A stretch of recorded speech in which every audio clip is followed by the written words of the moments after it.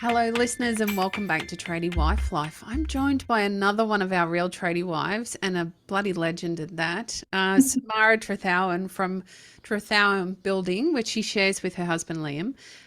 You've been working with us since July 2020, but that's not all there is to your story. You've got a huge story, very interesting one. We've just spent 20 minutes off air here having a chat about your life prior to working with your husband in Trethowan Building. Samara, thank you for being here. Can you tell us a little bit about yourself and how you came to be a tradie wife? Yes, of course. Thanks for having me, Nick. Pleasure. So I have, so our business is nearly 7 years old, and I joined our business just on the same time we joined TIB. So before that, I was a veterinary nurse for 14 years. Finished high school, did a year of beauty therapy, definitely wasn't for me. And it had always been my other option to go to Melbourne, study veterinary nursing. So I did that for 14 years, worked my way up to be head nurse, took on a practice management position. While I was in that role, Liam also started our business. And at the time, I really didn't want any part of the business. It wasn't where my passion was. And it was sort of his own venture. And we were very happy with that. And I did happen to do, though, all of the payroll and bookkeeping and stuff like that, because I was already doing that for my job in my management role. And then obviously COVID happened. I was managing a new startup clinic, and we live on the border of New South Wales and Victoria, and the highway that joins our two towns is the only highway between Melbourne and Sydney. So it was a really hard, stressful time. What would usually take me 7 minutes to get to work was taking over 2 hours, just with army patrol, all of that, cross-border permits and stuff like that. I got to a point where I was burnt out. I was missing my family.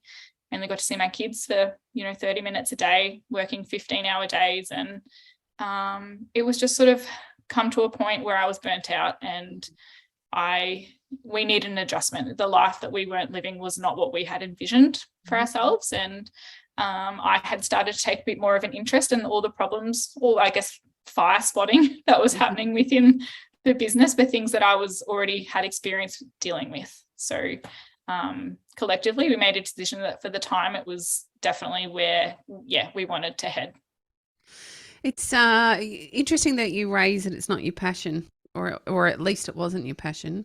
I'm still yet to meet somebody a tradie wife essentially, that has come into the business because that's their passion. It's something that we all fall into, right? No, I fell into it because, and like I said, I was not going to, at the time, I didn't want to leave my career. I'd worked really, really hard to get to the position that I was in. And I didn't want to sort of throw that away it wasn't just Liam's dream. It was something that we always knew that he wanted to do, be a custom residential builder. But at that time, I wasn't ready to give up what was important to me. Yeah, I think it's a fantastic point that you raise. And something I've seen lots of women struggle with, and quite often it comes down to that decision of balance for our families. And so I know for myself, I won't put words in your mouth. For me, when I made the decision to start helping out, as we do, with our business, I almost felt like, I don't know, there was a bit of resentment. I felt like, well, I'll make the sacrifice then for our family so I could be here for the kids, even though I wanted to be here for the children, of course.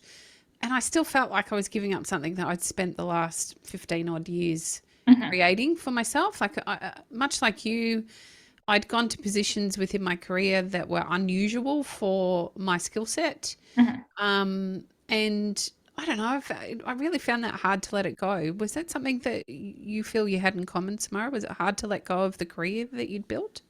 It was. At the time, it took me quite a long time to, I guess, make the final, and still to this day, might not be a forever thing, but at the time it was hard to make the decision to finally sort of let go.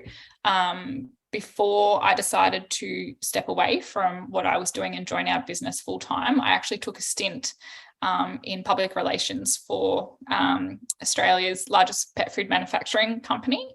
And when I did that, it was sort of like a little toe step in the water that I was safe to do so.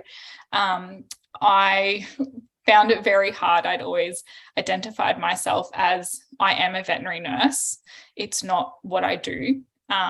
So when I stepped away, I felt like I did have a slight identity crisis that, it was, it's hard to describe. It wasn't like that I was losing my passion, but I was losing part of myself. I was very, very proud of the work that I did. And, it was almost like I wore a badge of honor.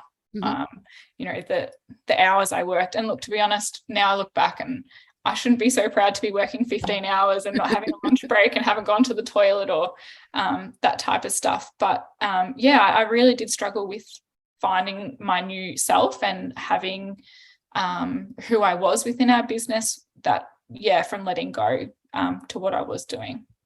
So how did that change for you? Because in talking to you before we went live and knowing you as well as we do, I don't see that identity crisis anymore. I see someone who's very sure about who they are and knows their place within the world and is very comfortable with that. So what changed for you? I did a lot of personal work, to be honest, and I think it came back to realizing my own values and what the life that Liam and I wanted to create together for our family and how we were going to make that happen. We've worked incredibly hard in our 20s to get where we are now, and to come back to, I'm really comfortable with where I am in my life. I don't like being center of attention. And so for me, I'm very happy to take a step back and work hard for what's important to us and work for, I guess, the things that we want to do in life with our children and be a role model for them and inspire them in what I do now. And that was something that I really struggled with, because our daughter, I mean, she didn't really have a choice. She was forced to love animals. When you're bringing abandoned kittens home to hand rear and you've got wildlife that are in your backyard because whatever instance and stuff like that. But, she was always saying, I want to be a veterinary nurse. I want to be a vet, all of those type of things. And it was like, when I made that decision to step away, it was like, well, how am I going to inspire her? Like I've become, I feel like she's losing a role model. But, there's other ways that I obviously, as a mum, hopefully I'll always be her best role model. But, there's other ways to inspire her of things that I enjoy and passions outside of my career, not who I was. That was, when I needed to change that mindset from working from what I do to what my position is. Yeah, it's a big shift, isn't it? Samara, do you see what you're doing now as a career? Yes and no. I feel there are times where, not all the time I feel it as a career. Sometimes I have that little shift in mind that it's, I'm kind of treading water, and that scares me a lot. I hate being stagnant in anything career-wise or anything like that. But I also feel like as a career-wise, it's something that Liam and I are building together. So there's still lots of, I guess, previous career experience I have that I bring to our business. And I mean, I've gone back to study this year, which will continue to do anything for our business. Yes, it directly is involved, but will I bring it into the business? I have no idea. But again, it was more the stagnant. I don't like to just be treading water. I like to be growing constantly. Yeah. I love that. I think it's really important. It's something we tend to let go of, and yet all of this can be true. We can have a career within a career. Even myself, I've had maybe 4 different careers. My time, I am a fair bit older than you, Samara. Yes, I've had 4 different careers so far, and I don't know that there won't be more to come at some point. And within each, whilst, to go back to that word of passion, not all of them have been my passion. I still can't say I was super passionate about being a builder's wife, but what I did find passion in were parts of what I was doing. So similar to you, the interior stuff, that I was really passionate about that. So I was able to carve out something particular for me within the business while helping grow the business to a point that I didn't have to play such a foundational role in it anymore. And now I love what I do now. This is very different. Again, this would probably, no, it definitely is my most favorite incarnation of my career. But even back to pharmacy, there were parts of that I didn't like. I had to focus on the bits that I did like. And I think for many women considering joining their partners in their trade businesses, this can be really confronting, not knowing how I'm still going to be the person that I've always been and not just drawn into the big mess that can become being in a relationship, having family together, working together, the stresses that come with a business. It can be really hard to see your way clear and think, okay, no, I still have a career here. There's part of this that I can find passion for and I can enjoy. It's probably not going to be data entry for those of you. Although some of us like it. I think, Samara, you're one of the ones that really enjoy it. I love it. And it's something that we've talked a lot about this in depth, about handing this over to a bookkeeper, but I really enjoy data entry, back costing, all of the ins and outs of the financial sides. Yes, I could be finding way more valuable things to do with my time in the business, but I love it.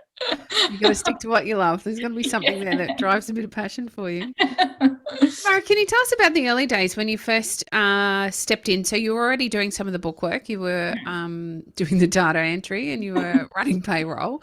What else did you start doing when you first stepped away from your career as a veterinary nurse and then started working with Liam together side by side? What did that look like? So when I first, it was a little, it was messy, won't lie.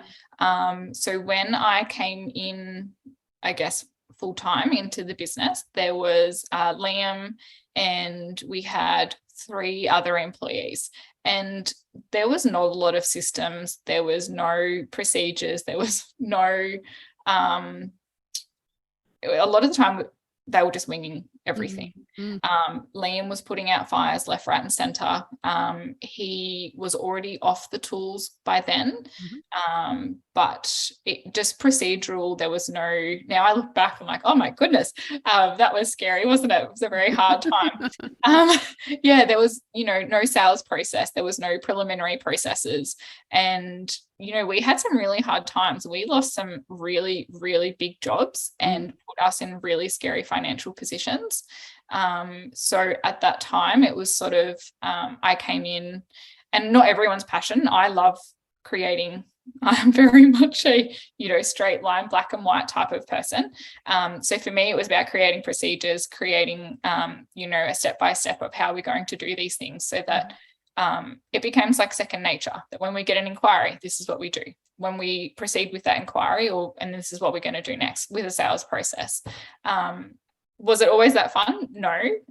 But I knew that were the things that I needed to step in with Liam and some of our management, that they were really critical for us to sort of be identified as the builders that we wanted to be in our area and to create the name. And I mean, the jobs that we deliver are incredibly high spec, and so we wanted to make sure that process started from the start, that it followed the whole way through. Have you found that it had, I guess, navigating those early waters, and you have a beautiful relationship with Liam. You guys are really connected. You get along really well. I love our sessions because you both make me laugh, particularly when you're telling each other off. But what I find often is in those early days, trying to navigate the newness of being in business together and being a partnership can be really challenging, because we have to create boundaries that we've not had to worry about before. We have to learn new communication styles. There's so many skills actually we have to learn to navigate through that first early bit. Did you find it put a strain on your relationship, or was that something you were able to work your way through relatively easily? It had moments of strain. I feel like majority of the time it's been quite okay. We have boundaries that we don't really talk about work at home, purely because we're both in the office together and we talk about work all day. We don't want to come home and then talk about it again. We both have separate passions outside of work, so of our business. So that was probably the first thing for us, is that we want to continue who we are as individuals, obviously in a relationship and now at that time in a business. So for that was probably the first thing, was that, you know, there might be a couple of little conversations, but it wasn't the whole offloading when you get home, because our home is our safe place. It's, you know, where we want to come home and relax and have our own downtime. At the office, we're very much not husband and wife. We are colleagues, so we have a lot of respect for each other within the office. We don't argue. Obviously we treat each other the same as what we would treat our our employees.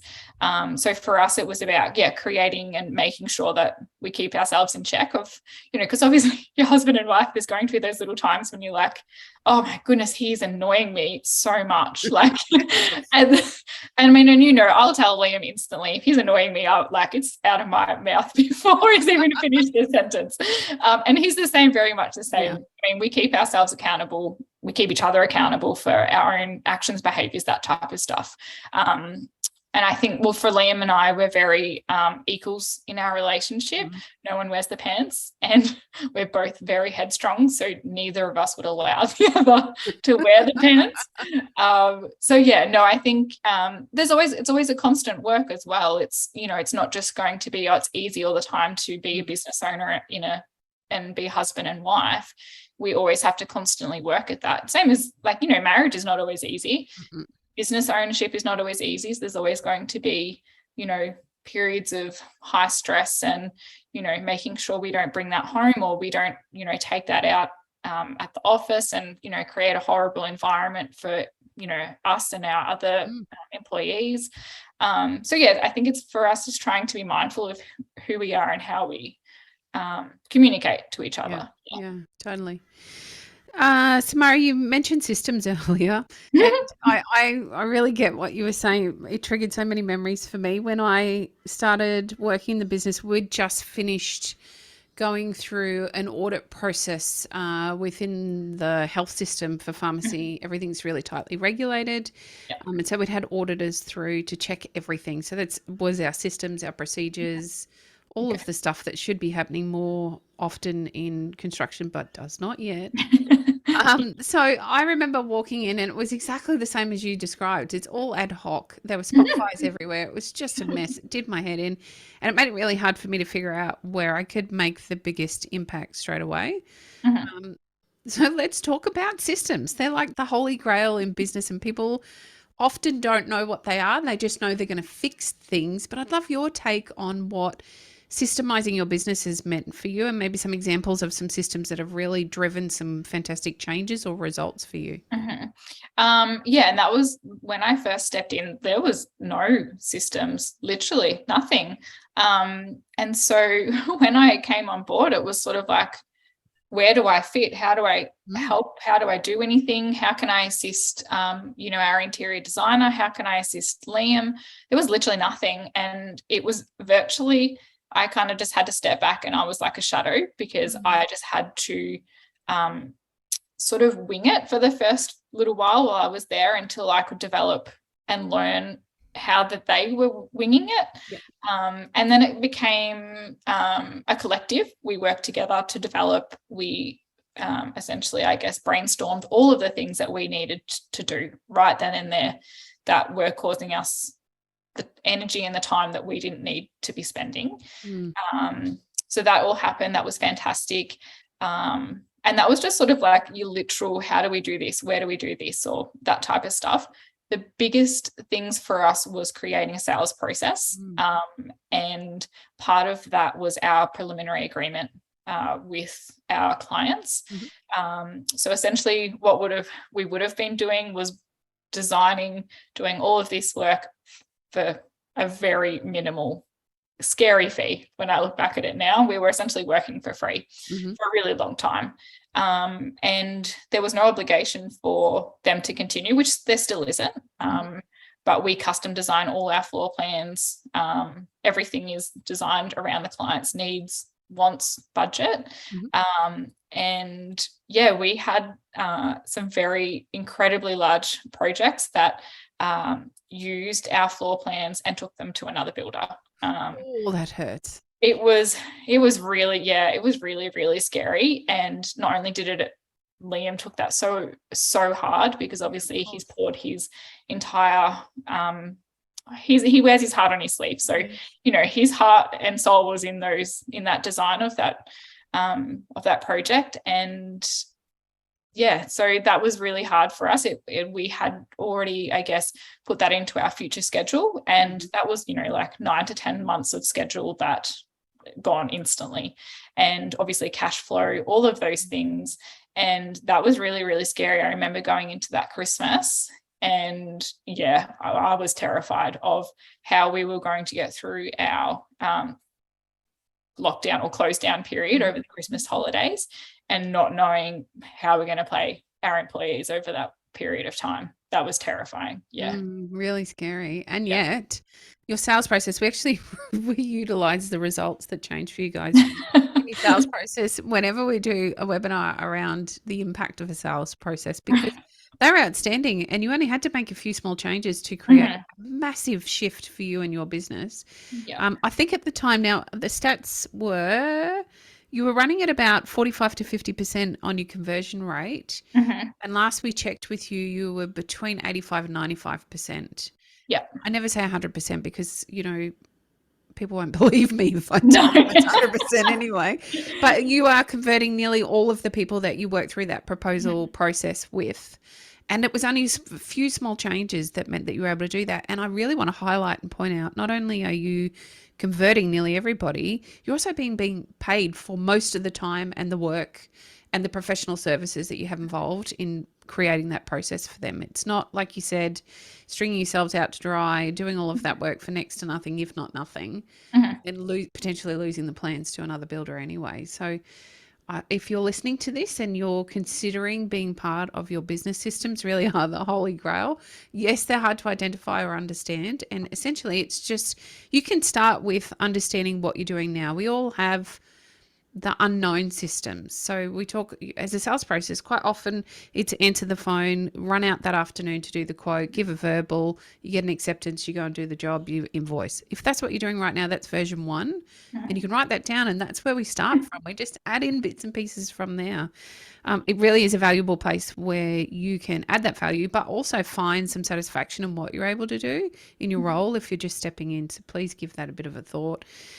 Systems is something I'm very passionate about, Samara. However, you and Liam have some really interesting outside passions that you both spend a fair bit of time in. Not only do you support each other in doing so, you've created space within your family life and your professional life for this to actually happen. So it's a deal breaker for it not to happen. This is something that is consistent for both of you.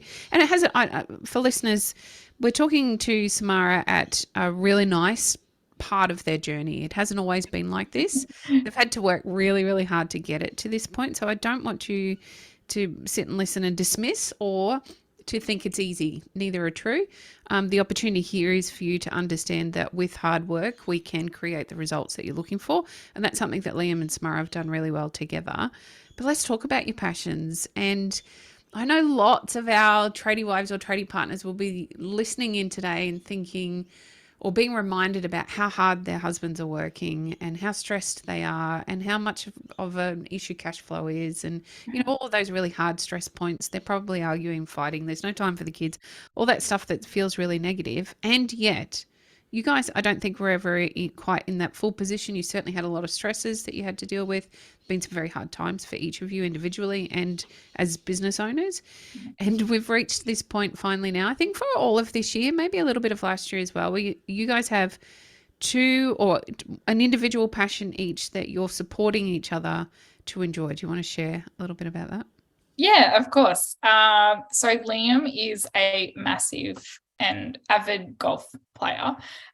He started playing golf when he was about 12 or 13, and like Liam to a T, is very good at everything that he just naturally does, and it's very frustrating actually that he's just naturally talented at everything. And yeah, he went on to represent New South Wales in golf. And after high school, it stopped. He put the what do I call it, club down, and that was it. Yeah. And then it has been something that he has mentioned over the years that he'd really like to get back into, and we couldn't facilitate the time. It was just something that, I want to do that, but how do we make that happen with the hours that he was working, the hours I was working, having two really young children, and at the time it just wasn't something that you could justify. I think when you talk about a passion, you always it's so important and you love it, but I think it's always at the back of your mind saying, oh, can I justify taking the time away to do this? So over the time, probably I think it's probably the last 8 to 10 months, it's become a non-negotiable for Liam. And we've created space within our business now that he has a Wednesday. That's where he might work for maybe an hour in the morning, just to have a quick check-in with the team, and he's gone. That's it. He's gone for the whole day. And that's his day. He goes to golf. He loves golf with all his heart. And it's the only thing he talks about when he gets home. He tells me almost every single hole about how he putted this, or he got a double bogey, or he didn't, or he got I can't even tell you. I'm so sorry. All of the golf terms I should know. It gets repeated multiple times. But yeah, it's become something that has, outside of work, so important to him. Yeah. He's a social butterfly, so he loves to socialize. Obviously, he's also networking. That's also important for him. He's the total opposite to me. Mm-hmm. So that's his passions all in one: socializing, networking, and playing golf. So and he was playing twice a week in comp. He represented our local golf club. He was selected to do all of that. So for him, he's also getting self-satisfaction of outside of our business as well. Yeah. It's fantastic that he's able to take a Wednesday. And he did get a few coach slaps to get him to that point. It was hard for him to let it go, wasn't it? It was, it's a challenge, because even though we so deeply want it, particularly for the tradies, they have a deep sense of, you have to work harder to make more money, or for the business to be more successful, or to have the jobs delivered on time. And it's not actually true. If we're not taking that time out, we might have had a few pressure points that meant that this lesson was driven home for everyone. But if we don't take that time out, unfortunately, we can't give our best to our business. We can't give our best to our team or our partners or our children. And so I really wanted to talk about that today, because I think it highlights that there is an opportunity with some hard work for you to create that space for yourselves as well. And let's not forget I think you've got two passions, though. It's not just netball, but it's also your commitment to your personal training. And I don't want to put words in your mouth, but I think, or I don't want to get it wrong, probably is a better way to put it. You're working towards some pretty serious goals in terms of your lifting and your strength training, yeah? Yeah. So that was something that has come about probably the last 2 years. And when I was younger, I played a lot of high competitive netball. I was, in the academy, I was 15 playing A grade Ovens and Murray netball. I was coached by some of, state. I look back now and I think of the opportunities that were in front of me. Some of these coaches are still coaching Suncorp netball now, and I just think of how fortunate I was to have that exposure. And I played a lot of netball, was my passion. Then I lost that passion because I was in so deep. We were, when you're in academy, you're trialing for state, you're being driven around the state literally every weekend for competitions. We were under, sports medicine doctors. It was very high pressure, and I lost my passion because it just wasn't fun anymore. It was about constantly being your best. You had to be your best at all times, and it was hard at 15, 16 to not deliver to the expectations of your coach or, you know, all those type of things, your nutritionist, that type of stuff. And it was a lot of pressure at 16 and I lost that. Picked it up again in my early 20s. And then I had a really horrific ankle injury and had to have an ankle reconstruction. I did put that off for a little while. And then a couple of probably, 2 years ago, I decided that I want to go back. I'm going to get to an age where I regret not having that time to come back and enjoy it just for the sport that it is. And that was important for me to have a passion outside of our business, because that was sort of the same time that I had left nursing. Obviously that was my whole identity, and that was part of me having to come back to think of what do I love.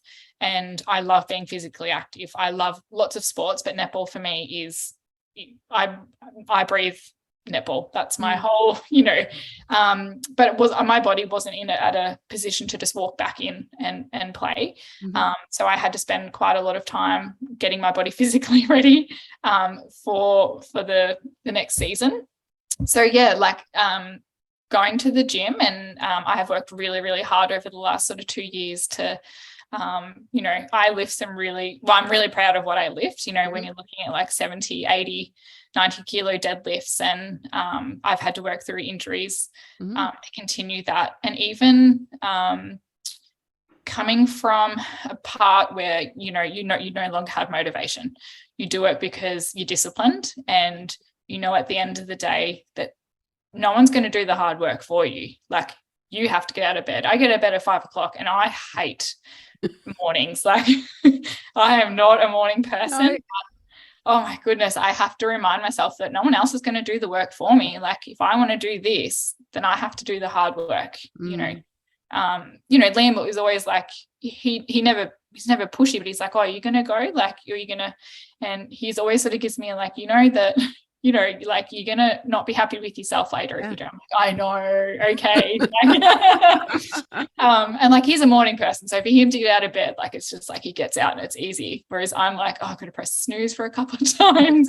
And then it's sort of like, yeah, just need that little bit of time to wake up. But yeah, coming back to something that was so important to me at a time, whereas now I can come back and I enjoy it for the sport that it is. I still have a lot of pressure on my own shoulders. No one else puts the pressure on me. It's me. But yeah, I've really enjoyed being back.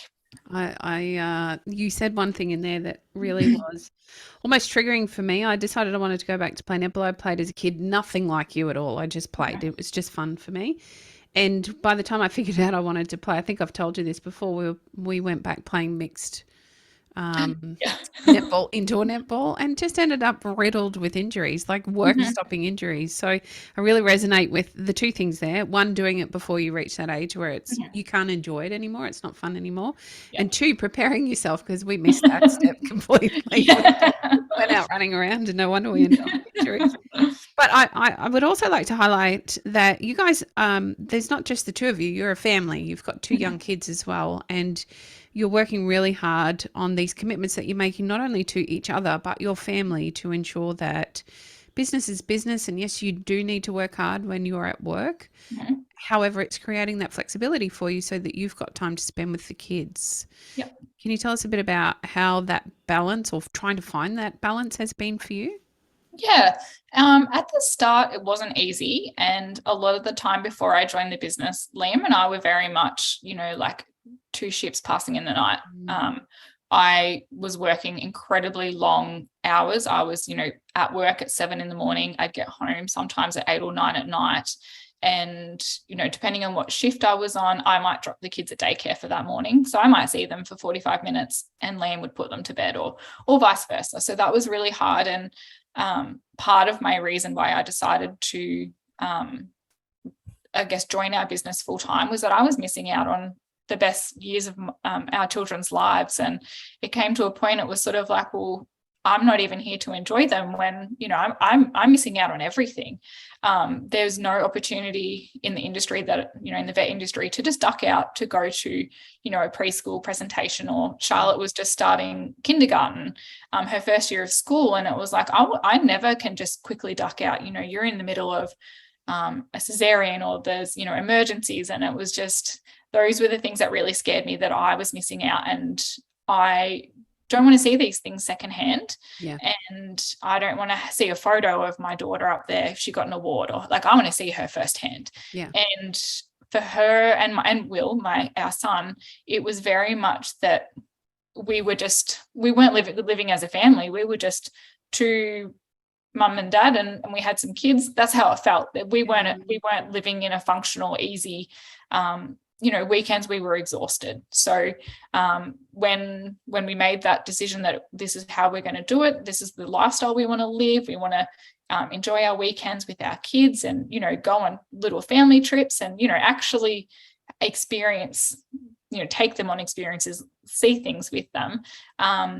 So yeah, that was, how did we do it? I guess it became like, what do we want from, a change in, my career, and essentially is it like our lifestyle, our family unit, how are we going to get there? And it was sort of, again, what are the things that we enjoy? What are the things our kids enjoy?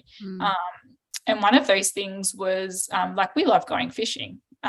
And for us, that was really important. Like, the kids absolutely love it when we go out on the boat, and it might only last an hour before they're a bit bored, but we get there. And I think it was also just that, what are the things that they love to do? Because obviously we love doing whatever they love, and that it became important. And some days, like on weekends, even after school, that type of stuff, it's just always having time. We'll quickly grab a milkshake, or that we might go to the bakery, get a donut and a custard tart. Like, there are the things that our kids remember. It's not there. Yeah, that was what became really important to us, that we're creating memories. It's not just mum and dad did this, or I think you're also, so maybe to talk back to earlier where you were mentioning that, Charlotte, you want to continue to be an inspiration for her. And I see that very much from my very privileged position of watching your family interact when we're on coaching calls. And I think you're really setting that example to them. Not only are you working really hard as a couple in business, you're seeking that outside passion and support for who you are as a person. And then you're stepping up to the plate and doing extra education and whatever that form that looks like. I think that's a fantastic example to be setting for the kids, and a great way for them to grow up understanding, that ethic of working hard and what it can create for a family, where I see often that kids are shielded from that as well. They don't understand.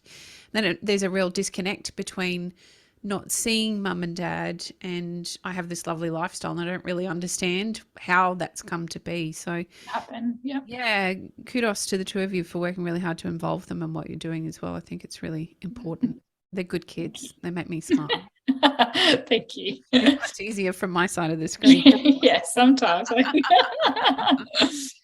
Samara, it's been absolutely fantastic. Thank you for sharing so much with us today. If our listeners would like to find out more about you and Liam and what you guys are up to, where can they find you? So they can find us on Instagram at Trethowan Building. And they can also find us on Facebook, same Trethowan Building, and also our website, which is just www.trethowanbuilding.com. I'll make sure all of those links are in the show notes for you listeners. Thank you. Thank you. Thanks for having me. Pleasure.